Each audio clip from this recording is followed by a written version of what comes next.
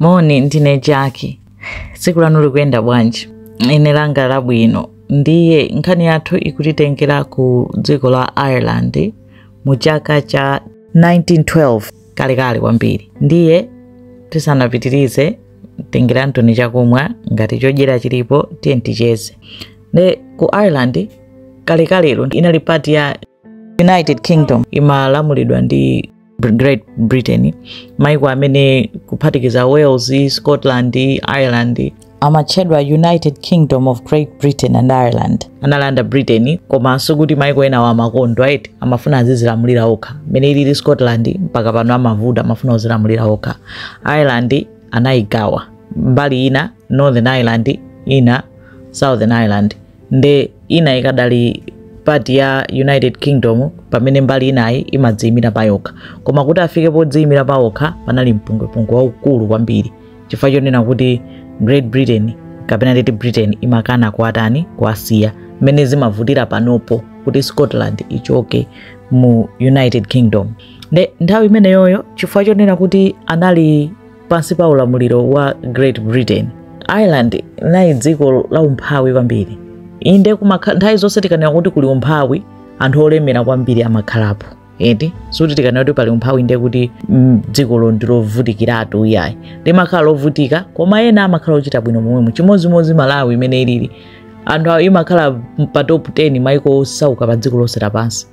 Andiyeti mu Malawimo muliso anthu olemera kwambiri koma overall kutengera dziko lonse mene lili la Malawi muli anthu ambiri osauka kusiyana ndi anthu ochita bwino. Ndi mmene kunali ku Ireland kunali kosauka kwambiri anthu amavutika. Akuti zimafika point yonena kuti banja la anthu 12 limakhala nyumba ya chipinda chimodzi. Nde ntchito yawo inali ya ulimi koma mu ulimimo kuti apeze ndalama unali moyo ovutika kwambiri. Ireland imadalira kwambiri mbatatesi. Ulimi wawo ndi wa mbatatesi. Chakudya chawo main food ngati ife mene timadyera ufa wansima iwo ndi mbatatesi. Koma ndi mbatatesi zomwezo kunalibe. Nde pali nkhani ziwiri zosiyana. Awo amanena kuti kunali njala chabe pamene ma Irish amanena kuti akunama sinali njala chabe. Ma British anabwera kuzatitengera mbatatesi zonse nkumakadya nkumakapitira zinthu zawo zokonda iwo. Nde alisa amanena zake. Koma nkhani nanena kuti ndikamba nkhani ya Titanic. Nde iyi ndi part ya nkhani ya Titanic kuyang'ana kumbali ya anthu ena Nde ndi njala yonse inalikoyo mavuto onse amene analiko ku Irelandiko anthu ambiri amathawako. Chaka chimenechi cha 1912 by 1912 nthawi nake panali population ya anthu 8 million ku Ireland. Koma out of 8 million 4 million anathawako ndi anthu amapita m'maiko ena. Dziko lomwe amapita kwambiri kunali ku United States of America. Chifukwa chonena kuti kunali industrial revolution. Ku America kunena kuti linali dziko lonena kuti likupanga boom, likutukuka, likukwera. Nde kunali ntchito zambiri kumene kweti. Koma sudi ntchito zake amakagwira ntchito za pamwamba. Amakagwira ntchito zomwe anthu ena samafuna. Ntchito zowawa zosakhala bwino. Koma bola kuti akagwire ntchito imene yoyo amapezako kandalama nkumatumiza kumuzi kuti anthu azithandizika. Nde anthu ambiri amaona kuti kumalimbikira kuti tingosevako kandalama konena kuti wakuti mtundu wathu anyamuke adzipita ku America. Akapita ku America adzitithandiza enafe. Koma vuto la ulendo wa ku America unalonena kuti unali ulendo ovuta kwambiri kutalika kuti kutali amene lopita pa nyanja pa ship. Akapita ku America kucha akakafika ma chances zoti munthu ucha azabweraso amakhala 0 kuti munthu yo akupita sazabweraso.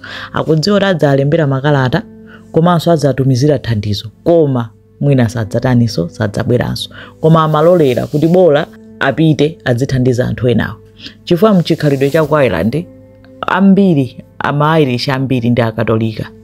Nde akatolika ake mafamilies awo mabanja awo makhala akuluakulu amabereka ana ambiri. Santhu makhala ndi mwana mmodzi kapena awiri amakhala kuti nthawi zambiri amabereka ana ambiri, ana 7, ana 8, ana 6. Ndi anthu onena kuti ali ndi umphawi zimavuta kuadyetsa. Nde lamulo lawo nthawi imene nanena kuti kholo likamwalira chuma chipita kwa mwana mmodzi yekha wamuna oyamba. Ena onsewo azionera okha. Azimayi amangodalira kuti akwatiwe basi nazilima. Nde moyo unalovuta kwambiri. Nde amadalira kuti ngati mmodzi atachoke kupita ku America kuja mwina athandiza abale akewa komanso mwina azatolapo mmodzi winanso akapita basi azikutani ziziphwekerako. Anthu amene m'bale wawo amakhala kuti wapita kunja amakhala anthu oti bolako patali amalandirako thandizo zimayendera zimasinthira. Ndi amene anali ndi mwana kapena m'bale kunja amasiriridwa kuderalo. Nde ku Western Ireland pa malo otchedwa ku County Mayo, malo ake mu County Mayo munali malo amachita kuti parish yomwe imatchedwa Adegol. Mzimayi zina lake Catherine McGowan anapezeka kuti anapita ku America pakanthawi ndi anakakhazikika kumene kuchako. Atakhazikika iye zinamuyendera, anapeza kuti anali ndi nyumba amaiti boarding house ku USA ku Chicago. Boarding house yonena kuti inali ngati nyumba maflati omapanga rent, anthu amakhala akapitako kuyoka kwa Irelandiko amakafikira kwa iyeyo kumapanga rent. Ndezi mamuyendera kuti amakhala kuti ndalama, amadziwa njira zake kuti kuti ubwere kunoko kuti zizakuyendere uzipanga chonchi. Nde iye uja anapezeka kuti anasiya abale ake so kwa Ireland kuja, ndi anali ndi nisi wake dzina lake Annie McGowan wa zaka 17.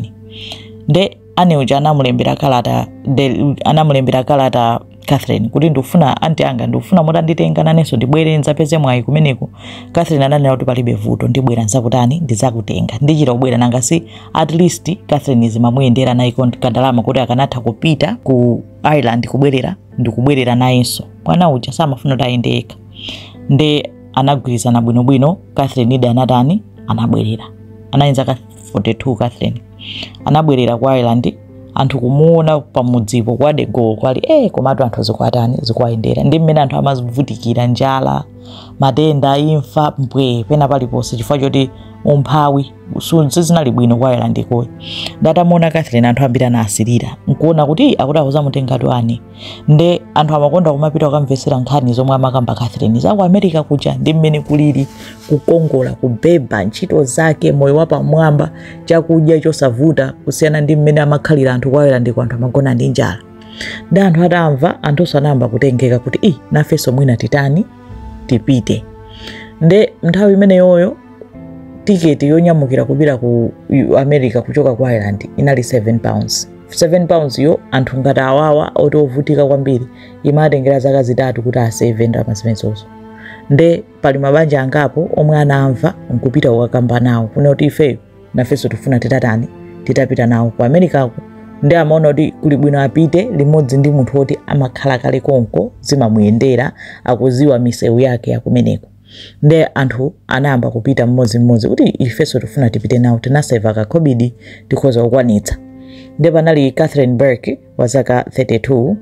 Catherine yo amapita ndi mamuna wake yo John Burke wa zaka 42. Nde John ndi Catherine atagwirizana kuti tiye tipite, anapezeka kuti Mary sister wake wa John uja wa zaka 40 ananena kuti kunonso nane sizikuyenda, ndipita nanu limodzi.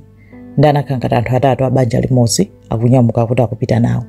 Kunabwera mayi wina zinake Bridget Donahue wa zaka 21, ananena kuti nanenso ndifuna ndipite nawo, ndalama ndili nayo.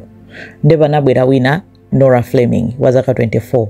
Nkubweranso wina James Flynn wa zaka 28.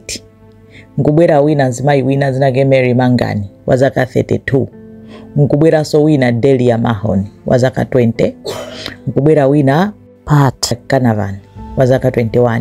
Nkuzabwera Mary Canavan wa zaka 22. Pat ni Mary abachibale. Nkuzabwera wina Annie Kate Kelly wa zaka 20. Ndi wina Delia McDermott wa zaka 31. Oseo ananena kuti nafenso tufuna kupita nawo. Nde zinamusangasa kwambiri Catherine McGowan uja kuti ndikuzatenga ndabwera zatenga munthu mmodzi koma tipita ku gulu. Nde kuti anthu ambiri pamuzi panatani athandizika kuganizira kuti apapo nde kuti akuzatenga anthu 13. Anthu 13 yo aliyesa azithandiza kwawo pamene popo zinthu zisintha ndithu makomo angapo, ndipo mwinanso nawo sazaitanisapo anthu ena zithandiza. Ndi anthu aja anagwirizana bwinobwino dacha bwino tetani tinyamuka. Anayang'ana kuti kodi shipi yomwe tingalipire ndi chani. Ananyamuka nakalipira shipi yake inali ya Starline, amene anayipanga ine yake ya shipi wanali White Starline. Shipi yake inali yoti yankuchitidwa launch kumene, inali shipi yaikulu kwambiri pa dziko lonse pa nthawipo. Inali shipi yoti imanenereredwa pena pali ponse, inali nkhani ya mkamwakamwa kune yoti kwapangidwa shipi yapamwamba, shipi yaikulu, shipi yokongola, ndipo shipi ya fast kwambiri. ndipo ship imeneyo singamire ndi ship yonena kuti olo mulungu sanamangepo chinthu ngati chimene chocho palibe china chilichonse chingatani chingavulaze ship ngati imeneyoyo. Ndi anthu aja anali excited kuti tikakwera ship itiyo imeneyoyo. Ndalama yakenso sutiso inachita kuvuta, ndalama yake inali 7 pounds yomweyo kwa anthu otani amatikiti otchipirako osauka, pamene anthu olemera kwambiri amalipira 137 pounds. Muone kusiyanako kuti ena akulipira 7 pounds ena akulipira 137. Anthu olemera kwambiri amenewo, kuti ngati anthu ena zokuatengera zaka zitatu kuti aseve 7 pounds, anthu ena akulipira tiketi imodzi 137. Ndi kuti panali kusiyana kwambiri, kapu inali yayikulu pakati pa anthu olemera ndi anthu osauka. Kapu yake yochita kumvetsa chisoni. Ndi anthu aja analipira matiketi awo nkumayembekezera kuti akutani akunyamuka adzipita. Anakonza kuti ulendo wawo akunyamuka anyamuka pa 11 April 1912 kuti azipita. Shipiyo inayoti kunyamuka koyamba, ndipo shipiyo dzina lake ndilomwe aliyesa akulidziwa, inali Titanic. Anthu aja anapezeka kuti alipira kudikira tsiku lonyamuka. Ndiye mmodzi mwawo anali ndi mwambo wake unali olira maliro. Anthuwo anayamba zonena kuti munthu amati akati akunyamuka kupita ku America amapanga mwambo womulira munthu uja. Munthu uyo alipompo alirira limodzi onse. Chimene amalirira nchonena kuti amalira fata amadziwa kuti munthu uyo akupita chifukwa choti tasankha kuti apite ndipo akapeza moyo wabwino kusiyana ndi moyo omwe ali kuno. Koma nkotheka kuposa china chilichonse kuti munthu sitizamutaniso sitizamuonanso. Tozoti azitilembera makalata, azititumizira ndalama, azitithandiza, koma munthu sitizamuonanso. Nde amalira maliro mwambo wawoto. Chinanso chomwe ndinganene cha anthu aku Ireland ndichonena kuti azungu aku Ireland ndosiyana ndi azungu ena ambiri, let's say ma British kaya ma French ndosiyana. Azungu aku Ireland amakhala odekha kusiyana ndi azungu ena. Chifukwa chonoti iwo anaona mavuto kwambiri ndi azungu omwe ndi azungu amene amazunzika m'manja mwa azungu anzawo. Nde amakhala odekha, amakhala osiyanira nako zochitika, amakhala ngati ali mchikhalidwe china ali ndi kacha kusiyana ndi azungu ena amaiko ena. Ndi anthu aja anapanga mwambo, analira maliro. Atalira maliro anayamba kukonzekera kuti akutani kuti adzinyamuka ulendo wawo opita ku America pa Titanic. Nde anapezeka kuti akukonzekera chonchija, mzinda ukakhala osauka kwambiri, ukakhala ndi mavuto ndi zipsinjo, pamakhala zinthu ziwiri zomwe zimachitika. Anthu amakhala opemphera kwambiri, kapena anthu amakhala adzikhulupiriro, ma superstitions, okhulupirira kaya asing'anga kaya zokhulupirira zoterozo, masaikiki, amakhala kuti amadalira china, amakatsamira china chake ngati source ya comfort ndi hope. Anthu akakhala kuti pamene pali mavuto. Nde kunali anthu opemphera kwambiri, nde kunalinso anthu okhulupirira ma superstition. Nde mmodzi mwa anthu amene amanyamuka uja, Pat Canavan, akunena kuti zomwe zinampangikira sananyamuke, amayi ake anatenga gold coin.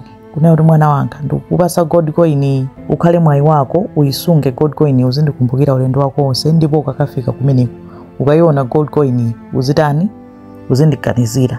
Koma akumpatsa Pati uja anapezeka kuti gold coin ija inagwa pansi. Ndati amayi ake anatutumuka kwambiri, ndi ati zinaopsa mpaka analira kunena kuti nditsoka chifukwa chonena kuti akumpatsa mwayi koma wagwetsa pansi sanaulandire. Ndi anayitenga ngati kuti ndi saini yoyipa mpaka anamuwuza kuti usapite chifukwa choti ndikuona ngati ulendo ndi watsoka, ulendo usuli bwino. Koma iye uja anati nanunso ndi ma superstition yanu, anakonzekera kuti akutani akumapita. Pamene wina uja Delia McDermott anapezeka kuti amayenda, amachoka kwa anzake kukatsanzika. Akuyenda anapezeka kuti anangodabwa munthu wamukodola kumbuyoko, atatembenuka anapeza mzibambo wayima kumbuyo kwakeko, akumuwuza kuti ukupita pa ulendo wako ndi watsoka chifukwa chonena kuti pachitika ngozi yoopsa kwambiri, koma iweyo usadandaule chifukwa choti upulumuke. Iyo chata anangomuyang'ana munthu uja kutembenuka kumapitirira ulendo wake kuti ndi akutiso chaniso. Ena onse anapemphera kenako ananyamuka ulendo wawo kuti akupita kukakwera Titanic, kuti akunyamuka akupita ku America. Ulendo wawo ochoka ku manyumba kwawo kumudzi kwawo kumene amakhala ku Adego. Thursday pa 11 April 1912 anthu aja 14 onse amene panopo amatchedwa the Adego 14 anakwera Titanic anakwera third class imene amayitchula kuti steerage kapena class ya anthu osauka anakakwera, ndipo class yomwe iwo anakwera yomwe imanyozedwa imaoneka ngati ya anthu osauka. Kwa iwo inali class ya pamwamba koopsa, chifukwa chonena kuti imene inalili shipiyo kuyang'ana mkatimo analasa anaone malo ngati amenewo. Amadyera masipuni a siliva, amadya zakudya zokoma kwambiri, ndipo samakhulupirira kuti zinthu zapa dziko lapansi zingachita kukhala zokongola mmene anaonera zimene zinali mu shipi mmene momo, ndipo shipi inanyamuka.